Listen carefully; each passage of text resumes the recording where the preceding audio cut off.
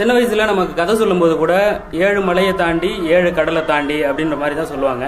7 மலை 7 கடல். அப்போ இந்த 7ன்ற நம்பர் ஏதோ ஒரு முக்கியத்துவம் கொடுக்க வராங்கன்றது அப்போலேருந்து நமக்கு புரியுது, சின்ன வயசுலேருந்து. ஏன்னா இப்போ நம்ம தமிழில் நம்ம முன்னோர்கள் வள்ளல்களை வகைப்படுத்தும் போது கூட 7 வள்ளல்கள், முதல் 7 வள்ளல்கள், இரண்டாவது 7 வள்ளல்கள், கடைசி 7 வள்ளல், கடை 7 வள்ளல்கள், இந்த மாதிரி தான் நம்ம வகைப்படுத்துனாங்க. வள்ளுவர் கூட திருக்குறளில் வந்து ஒரு குறளுக்கும் 7 சொற்களை தான் பயன்படுத்தியிருப்பார். அதே போல் நம்மளோட பருவங்கள், மலர்களில் கூட அரும்பு மொட்டு அப்படின்னு ஒரு 7 பருவங்கள்.